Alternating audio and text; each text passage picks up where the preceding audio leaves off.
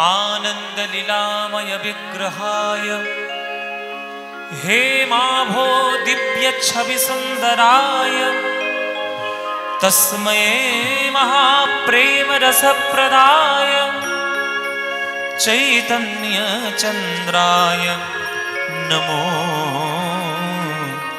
नमस्ते।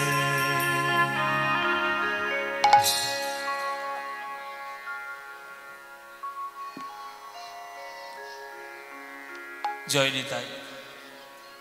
उपस्थित सकल कृष्ण अनुरागी गौर भक्तबृंदेर चरणे आमार कोटि कोटि दंडवत प्रणाम।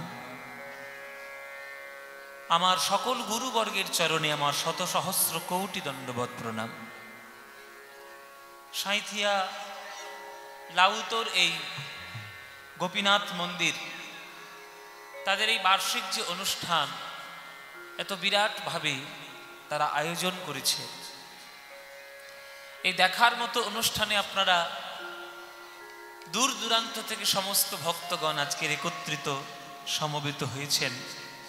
এই সন্ধ্যাকালে প্রাণ গৌর গোবিন্দের লীলামৃত মাধুরী পান করবেন বলে। শুধু এখানে কীর্তন নয়, বিভিন্ন রকম সাংস্কৃতিক অনুষ্ঠান এখানে হয়েছে। সংস্কৃতিকে ধরে রাখার বিভিন্ন রকম প্রয়াস এখানে চলেছে। আর সন্ধ্যাবেলায় সংস্কৃতির উজ্জ্বলতম উদাহরণ, যেটা বাংলার বুকে চিরকাল ছিল, চিরকালই থাকবে, সেই কীর্তন গান আপনারা আস্বাদন করতে এসেছেন। এই কীর্তন গান আপনাদের এই বীরভূম জেলায় হবে না এটা ভাবাই যায় না। কেননা বীরভূম জেলার মাটির মধ্যেই একটা ভক্তির স্রোত মিশে আছে। আমি পশ্চিমবঙ্গের যেখানেই যাই আমি সেখানেই বলি, আপনাদের আজকে সাঁইথিয়াতে এসছি বলে নয়, আমি সব জায়গাতেই বলি যে আমার পশ্চিমবঙ্গের মধ্যে যত জেলায় গান করি আমার সব থেকে গান গাইতে ভালো লাগে বীরভূম জেলায়। কেননা প্রথম কথা, আমি হচ্ছি নিতাই সম্প্রদায়ের দীক্ষিত, আর সেই নিতাই চাঁদের জন্মস্থানই হচ্ছে বীরভূম জেলা। এই যে বীরচন্দ্রপুর একচক্রা গ্রাম আমার নিতাই চাঁদের জন্মস্থান। আমার নিত্যানন্দ নিতাই চাঁদ এসেছিলেন বলে আজ বাংলার ঘরে ঘরে কীর্তন হচ্ছে। তিনি বাংলার ঘরে ঘরে কীর্তন বিলিয়েছেন, প্রেম প্রচার করেছেন। মহাপ্রভুর অবর্তমানে যখন সন্ন্যাসী হয়ে মহাপ্রভু চলে গেছিলেন, তখন বাংলার কোনায় কোনায় প্রেমের ধারা বইয়ে দেওয়ার জন্য নিত্যানন্দের দায়িত্ব ছিল। আর সেই নিতাই চাঁদ আমার এই বীরভূম জেলায় জন্মগ্রহণ করেছে। তারপরে বীরভূম জেলার কত কাহিনী বলবো, অনেক কাহিনী আছে মায়ের। সাধক বামাখ্যাবার জন্মস্থান এইখানে, সিদ্ধপীঠ বশিষ্ঠ মুনির সিদ্ধপীঠ, সাধন ক্ষেত্র তারাপীঠ এইখানেই, সতীপীঠ নলাটেশ্বরী এখানেই, কঙ্কালীতলা এখানেই, তারপরে কি নান্দিকেশ্বরী কি আছে, হ্যাঁ এখানেই। তারপরে আমার বিশ্বগুরু বিশ্বকবি রবীন্দ্রনাথ ঠাকুর সারা বিশ্ব দৃষ্টি আকর্ষণ করার জন্য বিশ্বভারতী তৈরি করেছেন এইখানেই। হ্যাঁ, কত কবি, কত সাহিত্যিক, কত ভক্ত জন্মগ্রহণ করেছে বীরভূম জেলায়। জয়দেব গোস্বামী বীরভূমেই, চণ্ডীদাস ঠাকুর বীরভূমেই। সব কি তোমরাই নিয়ে নেবে? দুই একটা আমাদের দিকে একটু পাচার করো। সব বীরভূম জেলায় এসেছে, ওই জন্য বীরভূম জেলা আমার খুব প্রিয়। তা বীরভূম জেলার মধ্যে আমার তো মনে হয়, আমার ভাবনা আর কি, বীরভূম জেলার মধ্যে ধানের জমিতে যে ধান পোতা হয় ওর মধ্যেই বোধহয় ভক্তি খানিকটা করে ভগবান দিয়ে দিয়েছে। হ্যাঁ, ওর মধ্যেই ভক্তি একটু একটু করে দিয়ে দিয়েছে। যে খাবে ওই অন্ন, তার মধ্যে একটু ভক্তি হবে, এটা আমার একটা ধারণা আর কি। যাই হোক, আমার ধারণা আমার কাছে, আপনাদের ধারণা আপনাদের কাছে। কিন্তু বীরভূম জেলার মাটি প্রণম্য মাটি। কেননা মহাভারতের ভীম কিন্তু থাকতো এইখানেই অজ্ঞাতবাসকালে। বক রাক্ষসকে তিনি বধ করেছেন এই বীরভূম জেলাতেই। হ্যাঁ, কাছেই আছে, আমি দেখে গেছি সব। তো মোটামুটি এই বীরভূম জেলায় যে আপনাদের মতো অনুরাগী ভক্তবৃন্দ আজকের ছুটে ছুটে আসেন কীর্তন আস্বাদনের জন্য, এটা আশ্চর্যের কিছু নয়, এটা স্বাভাবিক ব্যাপার। কিন্তু কিসের আনন্দে আপনারা আসেন? আনন্দ তো অনেক রকমের আছে। আসতে যারা একটু চেঁচামেচি চিৎকারটা কম হলে ভালো হয়, তাহলে আমার আলোচনা করতে সুবিধা হবে। একটু আসতে মায়েরা, এই যে আনন্দ আমরা বিভিন্ন জায়গায় খুঁজে পাওয়ার, দেখুন মানুষ তো আনন্দ ছাড়া কিছু চায় না।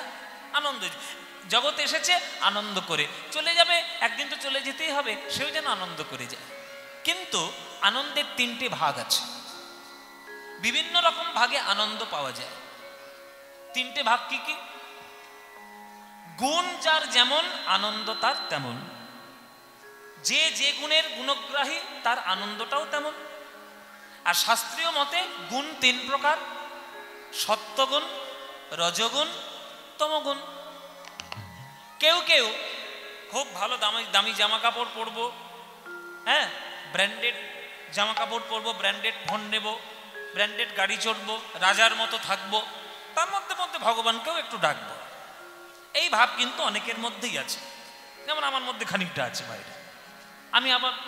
আমি কেন আবার নিজেরটাকে বলতে হয়, আমার মধ্যে খানিকটা আছে।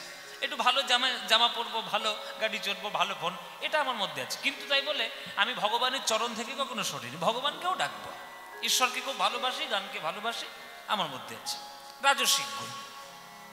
আমি বলে দিচ্ছি, ব্যাখ্যাও করব কেন এইসব গুণগুলোর দরকার। এটা আমার কাছে আনন্দ। ভালো গান শুনতে যাব, সব থেকে ভালো গুরুর কাছে গান শিখবো, সব থেকে ভালো স্টুডিওতে গান রেকর্ড করব, সব থেকে ভালো মিউজিশিয়ানদের দিয়ে নিয়ে মিউজিক করব, এটা আমার চিন্তা ভাবনা, এটা রাজসিক গুণ। এই একটা আনন্দ। আর একটা আনন্দ আছে, অখাদ্য কুখাদ্য খাবো, লোকের সর্বনাশ করব, লোকের বাড়িতে গিয়ে আগুন দেব, লোকের বাড়িতে গিয়ে বোম ফাটাবো, কারোর মুন্ডু কেটে নিয়ে চলে আসবো, আর অখাদ্য কুখাদ্য খেয়ে নালার মধ্যে মুখ ঢুকিয়ে পড়ে থাকবো। এটাও একটা আনন্দ। এটা হচ্ছে তামসিক আনন্দ, তমগুণ। এটা একটা আনন্দ। আর একটা আনন্দ আছে, তিলক সেবা করব, ঈশ্বরের চরণে ভোগ নিবেদন করব, একাদশী করব, ভগবানের প্রসাদ, ভগবানের সেবা বলে আমি গ্রহণ করব, আশীর্বাদ রূপে গীতা পড়ব, একটু ভাগবত পড়ব, জীবনটিকে জনগণের সেবায়, ঈশ্বরের চরণের সেবায় আমি সঁপে দেব। এটাও একটা আনন্দ, একে বলে সাত্ত্বিক আনন্দ। তিন ধরনের আনন্দ আছে। এইবার দেখুন, বলে দিচ্ছি, রাজসিক গুণে যদি কেউ মত্ত থাকে, তার মধ্যে একটা সম্ভাবনা আছে রাজসিক গুণ থেকে সাত্ত্বিক গুণে যাওয়ার সম্ভাবনা হয়, আছে। কিন্তু তার কারোর মধ্যে যদি তামসিক গুণ প্রবল থাকে, সে কিন্তু সাত্ত্বিক হয়ে যাবে, এই উদাহরণ কম আছে।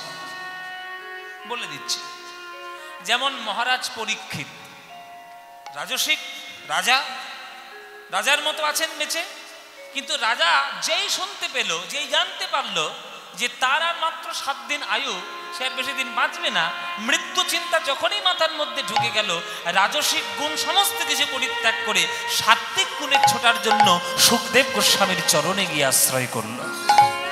উদাহরণ আছে।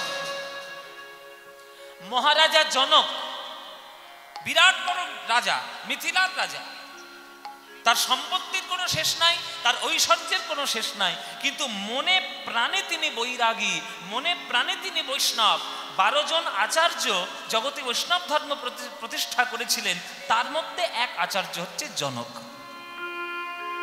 তাহলে তিনি রাজা, রাজসিক গুণ তার মধ্যে বর্তমান, আবার তার মধ্যে সাত্ত্বিক গুণ প্রবল ভাবে বর্তমান। হ্যাঁ, যেমন বিভিন্ন এইরকম উদাহরণ কিন্তু আছে। বলি মহারাজ, বিরাট বড় দৈত্যের রাজা, বিরাট বড় রাজা, কিন্তু ভগবান যখন তার সম্পত্তি ছিনিয়ে নিল, সে তখন রাজার অহংকার আর রাখলো না, রাজসিকের অহংকার রাখলো না, নিজের মতো, নিজের মস্তক ভগবানের চরণে নত করে দিয়ে সে বৈরাগ্যের পথে চলে গেল, সেটাও উদাহরণ আছে। কিন্তু কংস, তামসিক গুণ ভীষণভাবে প্রবল, কতবার তাকে বারণ করা হয়েছে যে কৃষ্ণের শরণাপন্নে যাও। তামসিক গুণের আধিক্যের জন্য কংস কখনো ভক্ত হয়েছে? রাবণ ভক্ত হয়েছে? রাজসিক গুণ থেকে সাত্ত্বিক গুণ এসেছে? আসেনি। হিরণ্যকশিপু এসেছে? আসেনি। হিরণ্যাক্ষ এসেছে? আসেনি। জরাসন্ধ এসেছে? আসেনি। শিশুপাল এসেছে? আসেনি। যাদের মধ্যে তামসিক গুণ প্রবলভাবে বর্তমান, সাত্ত্বিক গুণে আসা তাদের মধ্যে কঠিন কাজ। কিন্তু রাজসিক গুণ যদি থাকে তার মধ্যে বৈরাগ্যের সম্ভাবনা থাকে। ওই জন্য কার আনন্দ কোথায় সে আনন্দ খুঁজে দেবে। কিন্তু জগতের আনন্দ যদি তুমি পেতে চাও কিচ্ছু রাখতে হবে না, সামনে একটা নিতাই গৌরের মূর্তি বসিয়ে রাখো, দেখবে আনন্দের হৃদয়টা তোমার এমনি গলে গেছে, আর কারোর দরকার নাই। আনন্দ লীলাময় বিগ্রহায়, আনন্দের লীলা ঘনমূর্তি। আনন্দ ছাড়া গৌর নিতাই রঙ্গে কিচ্ছু নাই, শুধু আনন্দই আনন্দ আনন্দ। এবার তারপরে কথা কি বলছে, হেম আভো দিব্য ছবি সুন্দরায়। হেম মানে সোনা, পৃথিবীর যত কোটি কোটি সোনা আছে যতই থাক না কেন, আমার গৌরের কাছে সব সোনার কোনো দাম আছে? ও মায়েরা, সোনা পড়তে ভালোবাসো না? সঙ্গে সঙ্গে মাথা হেরে ঘাটটা ভেঙে যায়নি ভাগ্যিস, সঙ্গে সঙ্গে মাথা নেড়ে দিয়েছে, হ্যাঁ এরকম করে মাথা নেড়ে দিল, বাপরে সোনা এত ভালোবাসো? আচ্ছা, পৃথিবীর যত সোনা আছে সব একদিকে রাখবো, আর তার পাশে একটা গৌরকে রেখে দেবো, তুমি কোনটা নেবে, সোনা না গৌর? গৌর নেবে। কেন নেবে? সোনা পেলে তো অনেক কোটি কোটি টাকার মালিক হবে। শোনো, সোনা পেলে কোটি টাকার মালিক হতে পারবে, আর গৌরকে হৃদয়ে নিলে প্রেম ধনে ধন্য হতে পারবে। তাই কোটি সোনাও আমার মহাপ্রভুর অঙ্গের রূপের কাছে কিছু নাই। এবার 3 নম্বর কথা কি, তস্মৈ মহাপ্রেম রসপ্রদায়। আমাদের সনাতন শাস্ত্রে বিভিন্ন দেবদেবী বিভিন্ন কাজ করার জন্য বসে আছে। দেখবেন লোকে লক্ষ্মী পুজো করে কেন? যাতে ব্যাংকে টাকা পয়সা বাড়ে। সরস্বতী পুজো করে কেন? জ্ঞান বুদ্ধি যাতে হয়। হ্যাঁ, গণেশ পুজো কেন করে? যাতে ব্যবসার উন্নতি হয়। বিশ্বকর্মার কেন পুজো করে? কলকারখানা যেন ভালো হয়। মনসার কেন পুজো করে? সাপ যেন ঘরে না ঢোকে। কার্তিক পুজো কেন করে? ঘরে যেন খোকা খুকি হয়। নানান কাজের জন্য নানান দেব দেবী। কিন্তু যার কাছেই যান তার কাছে গিয়ে হাত জোড় করে বলুন, হে দেবতা, হে দেবী, আমার কিচ্ছু চাই না, আমি শুধুমাত্র রাধা গোবিন্দের প্রেম চাই। আর কারোর দেওয়ার ক্ষমতা আছে? ওই রাধা গোবিন্দের ব্রজ প্রেম দিতে গেলে, পেতে গেলে ওই গৌরের চরণ ছাড়া কোনো উপায় নাই, আমার নিতাই চরণ ছাড়া কোনো উপায় নাই। তাই তস্মৈ মহাপ্রেম রসপ্রদায়, তিনি কি দেন? মহাপ্রেম প্রদান করেন। তাহলে যিনি আনন্দের লীলা ঘনমূর্তি, যার রূপের কোনো তুলনা নাই, আর যিনি প্রেম ছাড়া কিছু দেয় না, সেই গৌরকে না ডেকে কি পারা যায় গো? তাই গৌরকে ডাকতে হবে। গৌর রতন করে যতন, আমি রাখবো হিয়ার মাঝে, গৌর ভূষণ করব ধারণ, যেখানে যেমন সাজি। আমার গৌর রতন করে যতন, রাখবো হিয়ার মাঝে, গৌর ভূষণ করব ধারণ, যেখানে যেমন সাজি। গানটা শুনুন, এটাও বীরভূম জেলার গান। গৌর রতন করে যতন, রাখবো হিয়ার মাঝে। ও মায়েরা, রাস্তায় মনে করো হেঁটে হেঁটে যাচ্ছ, দেখলে রাস্তার মধ্যে 10 কোটি টাকা পড়ে আছে। 10 কোটি টাকা যদি তুমি কুড়িয়ে পাও, ওটা তুমি লোককে পাড়ায় ব্যান্ড বাজিয়ে বাজিয়ে লোককে শোনাবে? 10 কোটি টাকা পেয়েছি, 10 কোটি টাকা পেয়েছি, শোনাবে? লোকে বলবে আমি 10 কোটি। ভাই কাউকে বলবো না রে, লুকিয়ে রাখবো। তুমি সেই 10 কোটি টাকা নিয়ে কি করবে? ঘরে গিয়ে লুকিয়ে রাখবে। গোপন সম্পত্তি যদি কেউ কিছু পায়, সে লোকের কাছে প্রচার করে না যে আমার এত সম্পত্তি আছে, কেননা ওটা হচ্ছে আমার গোপন সম্পত্তি। তেমনি মহাপ্রভুকে কেউ যদি একবার কৃপা বলে পেয়ে যায়, সে কি আর বাইরে কোথাও রাখবে, ব্যাংকে রাখবে? সে রাখবে হৃদয়ের মধ্যে, কেননা হৃদয়ের মাঝে গৌর যে যত্নে থাকবে, অন্য কোথাও সেই যত্নে থাকবে না।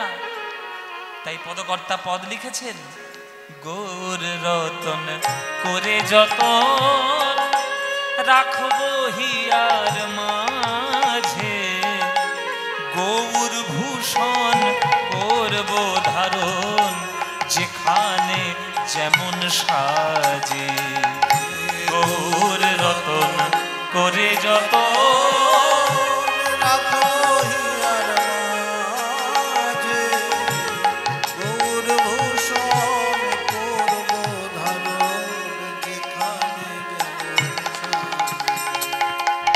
আমি গৌর বরণ ফুলের ছাপায় লোটন বাঁধব চুলে, গৌর বরণ ফুলের ঝাপায় লোটন বাঁধব চুলে, গৌর বলে গরব করে আমি পথেই যাব চলে, আমি গৌর বলে গরব করে পথে যাব চলে।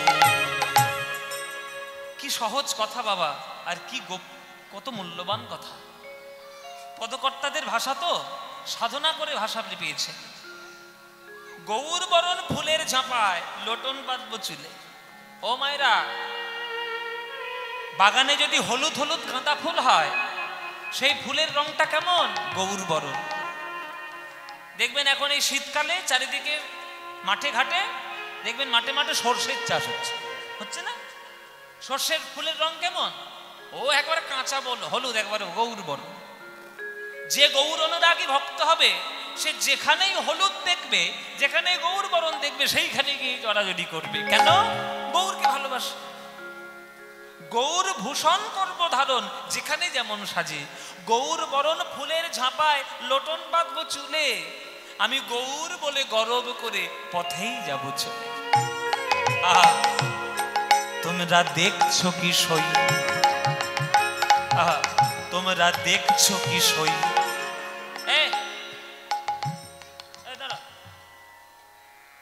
কি হয়েছে? হ্যাঁ, ফেল ফেল করে তাকিয়েছো কেন আমার দিকে? আমার দিকে বেশি দেখো না, আমার দিকে বেশি দেখলে আমার মতোই হয়ে যাবে। সোনার সঙ্গে পড়লে সোনা হয়ে যায়, তামার সঙ্গে পড়লে তামাই হয়ে যায়। সৎ সঙ্গে স্বর্গবাস, অসৎ সঙ্গে সর্বনাশ। আমি গৌর বলতে পাগল, তুমি বেশি আমার দিকে দেখো না, তুমিও গৌর পাগল হয়ে যাবে। দেখছো কি সই, পদকর্তা লিখছেন, তুমি দেখছো কি সই, গোরা রূপে আমার সকলই গেল ভেসে। দেখছো কি সই, গোরা রূপে আমার সকলই গেল ভেসে।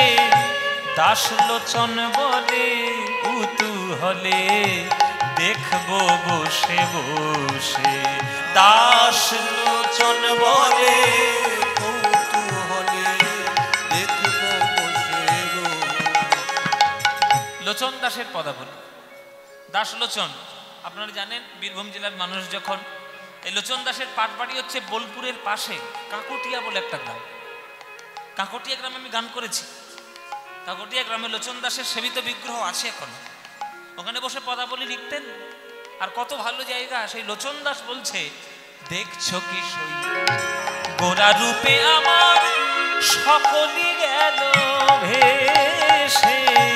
দেখছো কি সই, গোরা রূপে আমার সকল গেল ভেসে। দাস লোচন বলে কুতূহলে আমি দেখবো বসে বসে।